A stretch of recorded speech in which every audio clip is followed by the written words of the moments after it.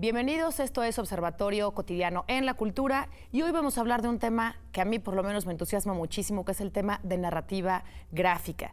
Nos acompañan, y agradezco muchísimo que estén aquí con nosotros, el mismísimo Bef, novelista gráfico, uno de los más reconocidos en este país, y no solo en este país, y alguien que se ha especializado en narrativa gráfica, Áurea Esquivel Flores, una especialista que se ha dedicado a eso, a investigar y a entrar de lleno específicamente en la narrativa gráfica oriental, en el manga, y nos vas a hablar de eso. Entonces, quisiera empezar, Bef, con una pregunta de lo más elemental. La ilustración ha estado siempre presente, por supuesto, en la literatura. De hecho, hay quien dice que la literatura empezó en una cultura visual, en la pintura o en los códices.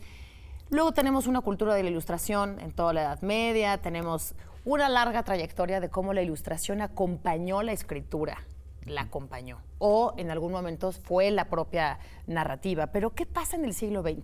Cuéntanos qué es la narrativa gráfica. 1896 es cuando se ubica el primer cómic contemporáneo, se llamaba The Yellow Kid, una tira de periódico, y son más de 120 años en los que se define como una yuxtaposición de imágenes que tiene una serie de reglas. Justo antes de empezar a grabar decíamos que no es el término de caricatura, porque en la caricatura es una sola imagen, que normalmente es un comentario irónico. Normalmente político. Ajá, bueno, o coyuntural, ¿no? Sí. Aunque puede haber un humor no coyuntural o no político, pero el asunto es que en los cómics hay una división en la que por lo menos hay dos imágenes que además integran una serie de reglas que tenemos muy establecidas hace más de 100 años, claro. En las que hay una representación gráfica de movimiento, hay una secuencialidad y una integración de los diálogos, y todo esto lo que articula es un discurso narrativo en el que además se genera una cosa que a mí me parece preciosa, que es piezas estáticas que al mismo tiempo representan una secuencia en el tiempo. Y eso, a diferencia del libro ilustrado, en el que hay como se contraponen imagen y texto o palabra, en este se funden en uno solo. Y a mi forma de ver, mientras que en la ilustración suman sus fuerzas, en la narrativa gráfica, en los cómics, en las historietas, las multiplican, porque quedan así entrelazados en una relación amorosa, además, que me parece muy estrecha.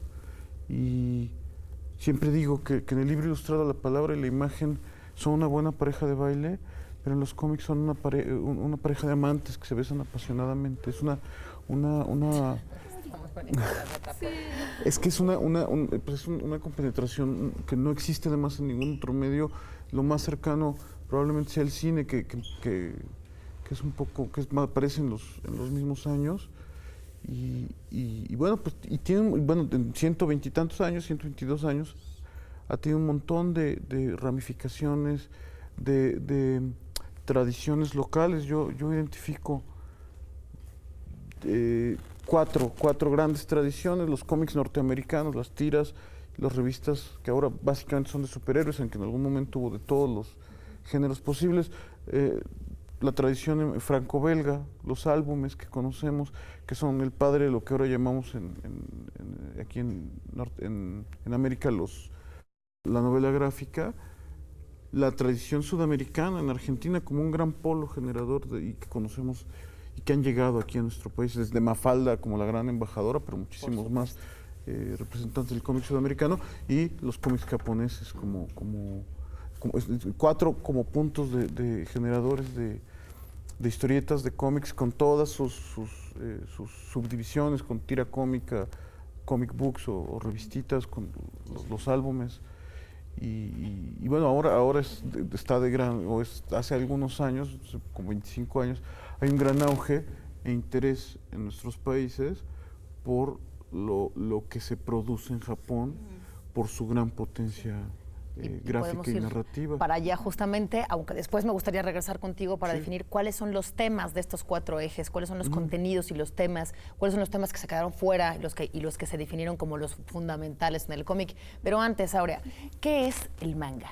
¿Cómo lo definimos? ¿De dónde viene? Sí, el manga básicamente es lo que... O sea, se puede juntar con lo que la gente comúnmente conoce como los monos chinos. Ajá. O sea, así llegaron a México. Y es una historia muy bonita porque en realidad el manga llega a México gracias al anime. El anime es simplemente la forma, valga la redundancia, animada del manga, de manera general. O sea, normalmente el camino es, empieza en manga y si tiene éxito, si tiene ahí alguna cosa particular, se hace anime. Y entonces, bueno, se exporta. Bueno, obviamente aquí a México llegó también uno de los primeros, Astro Boy, de Osamu Tezuka, que es justamente conocido el dios del manga. Y lo que fue el boom del anime, hacia finales de los 80s y principios de los 90s, incluso hacia finales de los 90s, a México llega un chorro de anime que, bueno, impulsa la tradición de la narrativa específicamente japonesa, porque bueno, hay códigos muy específicos de la narrativa visual japonesa que solamente se comparte en esos espacios y es gracias a eso que puede llegar el manga a México. ¿Y cuáles son? ¿Qué es lo que distingue específicamente al manga? El manga, bueno... ¿Qué le da la particularidad? En primer lugar está el hecho de que se lee al revés. Claro. ¿No? O sea, justamente como los libros japoneses se leen al revés justamente por la manera en que escriben, de manera vertical, etcétera, de derecha a izquierda. O sea, que la portada, esta no es la cuarta de forro, sino es la portada. Esta es la portada y es la contraportada. Exacto. Ese es el primer rasgo. Después está el hecho de que, bueno, o sea, también al interior de la página se lee de derecha a izquierda, pero también es una cuestión de lenguajes visuales. De estética. Exactamente, porque resulta que en manga se manejan también géneros, pero por cuestiones demográficas. Entonces, para los niños son kodomo, para los chavos son shonen, para chavas son shoujo, para público maduro, hombres en general, es seinen y para mujeres es yosei. Aquí, por ejemplo, tenemos mucho seinen y, por ejemplo, lo que distingue este tipo de narrativa es que es muy cuadrada, en realidad. O sea, es un estilo muy serio, muy sobrio. Hay muchísimas historias de tipo histórico, por ejemplo. Ahorita no traigo otros ejemplos, pero, por ejemplo, el shoujo, que es para chavas, es muchísimo más estilizado. Tiene un estilo un poco más abigarrado. El shonen, que es para chavos, son cuadros, viñetas mucho más dinámicas, la manera de superponerlas, o sea, es mucho más rápido en realidad, y más todavía si son de acción. Entonces, el género, el de niños también es muy, muy dinámico, pero tiene trazos muy cuadrados en el sentido de como figuras muy básicas, es muy, muy geométrico. De acuerdo, y me imagino que las temáticas obviamente son distintas. Exactamente, y lo interesante también es como, o sea, por ejemplo, lo que se supone que deberían leer los chavos, o sea, porque están como lo clásico, ¿no? Aventuras para chavos, romance para chavas, pero también por supuesto que hay manga shonen que explora, por ejemplo, las relaciones afectivas, de compañeras entre amigas, entre puras mujeres, sin llegar a lo sexual, por ejemplo. Hay historias para chavas que no son de romance, sino más bien, por ejemplo, de cuidado de otras personas, ya sean ancianos, ya sean niños, ya sean, o que también incluyen mucha crítica a la cuestión de los roles de género, ¿no? Entonces, o sea, poco a poquito también está cambiando mucho eso. Claro, tú decías, Bef, en un momento que la evolución de alguno de estos ejes, mencionaste 4, uno ya nos los está platicando un poco Aurea, tenía que ver con el superhéroe como una de las posibilidades del cómic, no solo. Ahí está Mafalda, ahí está Asterix y Obelix y todos los otros temas que no lo son. ¿Por qué el superhéroe se hizo más poderoso en el cómic en el siglo XX? Porque son los dueños de los medios. O sea, el cómic norteamericano es una cosa que a mí me parece muy interesante, el que los cómics llegan al resto del mundo con tropas, siempre con tropas norteamericanas. O sea, cuando hay un auge de esto después de la Segunda Guerra Mundial, cuando se establecen bases norteamericanas en Europa, en el Pacífico, y los soldados, en aquel momento es la lectura como más popular entre la gente joven, estamos hablando de hace 70 años, y en todos los países donde establece, exceptuando en Argentina, pero en todos los países donde hay bases militares norteamericanas, hay una explosión donde hay presencia militar norteamericana, hay una explosión, o sea, llegan con sus cómics la gente y entonces la gente los asimila. Pero esto al mismo tiempo nos habla que también son, o pueden ser en una lectura como quizá muy estricta, también son voceros de todo un sistema, de una cosmogonía, pues, de una concepción del mundo, de un sistema sociopolítico económico. El superhéroe, además, mi experiencia es que es un tema eminentemente norteamericano. Cuando se han querido hacer cómics de superhéroes fuera de los Estados Unidos, en general fracasan o están en un tono de parodia. Ahora está muy de moda ¿cómo se llama? One Man Punch, por ejemplo. ¿no? One Punch Man. One Punch Man, que es una parodia, o sea, es un manga que se burla de los superhéroes, pero esta solemnidad del superhéroe, como lo ubicamos a Batman, a Superman, es algo, yo lo comparo un poco como con los deportes, como con el fútbol americano y el béisbol. O sea, hay béisbol que se juega, en todo el mundo se juega béisbol, en todo el planeta hay ligas profesionales de béisbol, pero de fútbol americano, esto del casco y del balón con forma de mamey, eso solo sucede en los Estados Unidos, por alguna razón que no entiendo. Lo mismo pasa con los superhéroes, solo hay superhéroes y solo funcionan dentro de ese contexto, porque me parece que están extremadamente vinculados a la cultura norteamericana, a este individualismo, a esta cuestión como obsesiva con el deporte y el físico, el culto a la juventud, es decir, y lo que ha sucedido como una consecuencia de ello es que ahora, al estar íntimamente vinculados al cine, con las producciones de Marvel, pues pareciera que son como los únicos cómics que hay. O sea, cuando alguien que no suele leer historieta o cómic voltea hacia este mundo, lo más visible que va a encontrar son estos personajes corporativos, como el Hombre Araña o Batman. Yo además... Superman. Sí, pero ya ni siquiera. O sea, en este momento el personaje más visible del mundo del cómic norteamericano es el Hombre Araña. O sea, es de una ubicuidad sorprendente. Sí. Tú y yo estuvimos en Perú en una feria del libro y yo recuerdo que fui a ver las artesanías ahí en Lima y los gorritos incas tenían la máscara del Hombre Araña. Esa ubicuidad sorprendente tiene, o sea, esa penetración. En los 70 se veía con desconfianza y hasta con cierto horror. Había este famoso ensayo para leer al Pato Donald de Matelard y Dorfman, que decían que eran herramientas de penetración ideológica, etcétera. Yo simplemente ahora creo que pues han demostrado ser populares, ¿no? O sea, vienen con todo un aparato de comunicación y son parte de este mismo, o sea, del mismo modo que es popular la música. Vamos a quedarnos ahí para hacer una pausa y volver justamente a los contenidos del manga, las temáticas y de las otras ejes que estamos mencionando. Estamos hablando de narrativa gráfica, no se vaya, volvemos en un segundito.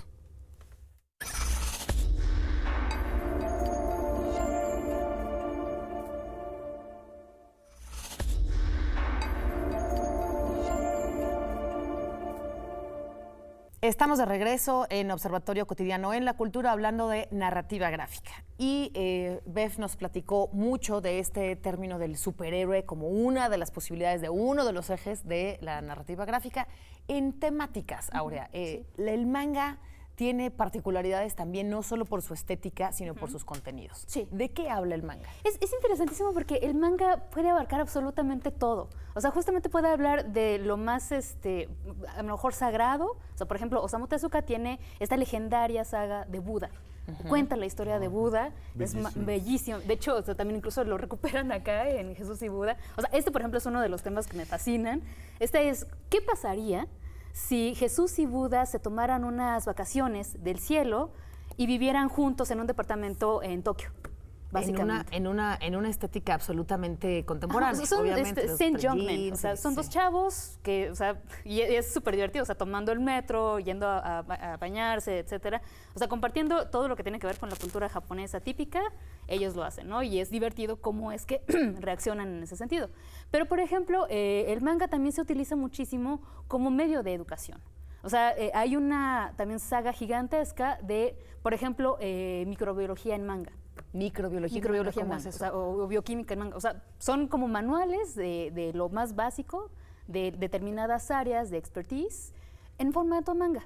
De acuerdo. ¿No? O sea, también, por ejemplo, Herder sacó. ¿Y esos van dirigidos al público en general? No, bueno, o sea, digo, o se quien quiera. o se utilizan en las escuelas. Quien quiera, en realidad. O sea, se utilizan en las escuelas, pero si tú quieres entrarle, pues es por el O manga. sea, lo compras en las tiendas de Puedes cómics, hacerlo. ¿no? Herder también sacó su línea esta de Así habló Zaratustra, por ejemplo, en formato manga. Ya. El Capital en manga. El Capital en manga. También, por supuesto. La Entonces, Metamorfosis está ajá, bien. exactamente. Ah, sí. Hay un manga que me fascina porque es también uno de esos ejemplos de la nada y el todo. Se llama Casi no Chinkoro. Creo que es del 87, 91, por ahí. Y son las historias poéticas de un pequeño pene.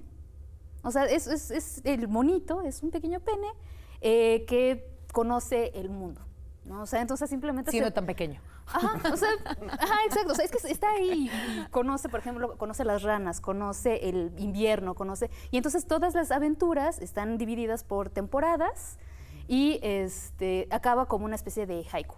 Ya. Entonces es el humor y la contemplación, es el humor y la solemnidad. Es decir, o sea, pueden abarcarlo absolutamente todo. ¿Y por qué relacionamos a veces, Aurea, el manga con el erotismo? Con un erotismo muy Claro, particular, en una sí. estética muy particular, Sí. que son estas figuras que quizá vemos más en el cine y en la televisión, sí. pero que también sin duda están contenidas en el manga. Tiene que ver con cómo funciona el mainstream, básicamente. O sea, porque también lo que sale de Japón, o sea, la producción en Japón son de cientos de títulos al mes, ¿no? Claro. Con un tiraje de millones incluso de ejemplares solamente en Japón, o sea, ni siquiera contando la exportación. Pero justo, o sea, ¿qué es lo que atrae en el resto del mundo? Tiene que ver con esta superestética de lo bello y específicamente hacia la mirada masculina. ¿No? Sí, O sea, porque Bef, también- hablabas tú de la Exacto. corporalidad y este poder musculoso Sí. de los superhéroes, muy del fútbol americano y los deportes, pero aquí no es un asunto solo de poder corporal. Sí lo es, pero manejado de distintas maneras, porque también la cuestión de ser subyugado por estos cuerpos, o sea, súper fuertes o extremadamente, bueno, o sea, simplemente exagerados, hiperbólicos en realidad, también forma parte de. Y es que además también los valores éticos y morales en términos culturales son muy diferentes. Obviamente. Es decir, en el caso del erotismo en Japón es algo que se viene, o sea, que se abraza culturalmente desde hace mucho tiempo. No es sino justamente hasta que llega Occidente, o sea, con la restauración Meiji, que empieza un poco esta onda del puritanismo y que el sexo es malo, etcétera, ¿no? Entonces, bueno, o sea, también un poco esta sujeción temática, el hecho de que sea tabú, bueno, eso es universalmente Claro. aceptado, ¿no? O sea, si es tabú. Pero no sale. es una particularidad que esté en el resto de la narrativa gráfica occidental, vamos a decir. No, bueno, hay el erotismo es parte de los cómics desde el principio. En los años, entre los años 10 y 20 del siglo anterior había unos cómics norteamericanos que se llamaban Tijuana Bibles. Nunca sabía por qué les decían Biblias de Tijuana, que eran como parodias porno de personajes famosos, o sea, Popeye, Betty Boop y actores de cine, y aparecían en escenas pornográficas. Completamente. El libro vaquero. No, mira, qué bueno que lo dices. Aquí en México siempre hablamos del libro vaquero y eso me parece muy triste. En México el término historieta siempre ha sido vinculado a lo más bajo de nuestra cultura, a lo más desechable cuando hablamos del libro vaquero del Memín Pinguín, porque en nuestro país era una artesanía menor creada para que la gente la leyera en el transporte público y luego la desechara. Sí, pero además cierta gente, ¿no? O sea, Sí, siempre las clases había- trabajadoras, Sí, justo. Sí, era considerado algo muy bajo. Ahora hemos como revalorado la posibilidad de esta forma de contar historias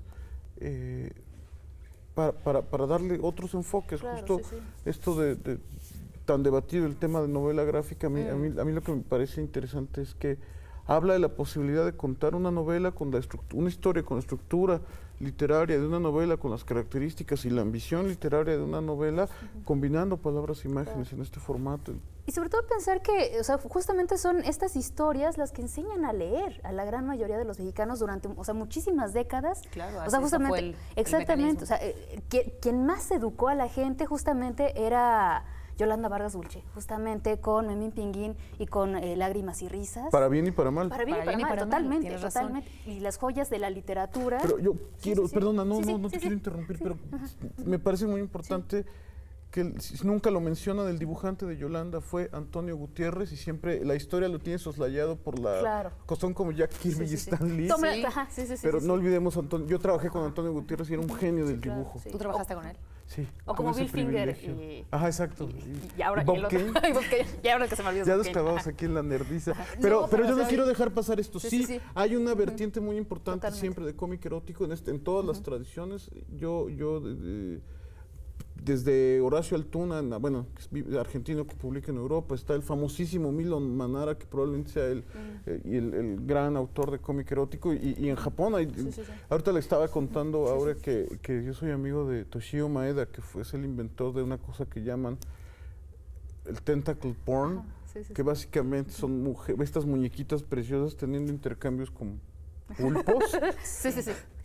O sea, lo cual habla de que y esto quizás Intercambios sexuales con pulpos. Sí. Que también tiene una tradición. Pero es que eso me gustaría que no lo dejáramos pasar y que nos contaras, porque yo no lo conozco. Todas estas vertientes de erotismo, incluso pornografía extraña en Japón, en los manga. Es que justamente es parte de las cuestiones robots, culturales, porque o sea, a Occidente llegan muchas cosas, pero hay otras que definitivamente ya no pueden entrar. O sea, por ejemplo, en Japón todavía no hay muchas reglas en lo que se refiere, por ejemplo, a lo que tenga que ver con erotismo relacionado con niños. O sea, de hecho, hasta hace relativamente poco tiempo es que se lanza una ley que regule la pornografía infantil, y eso por la presión internacional.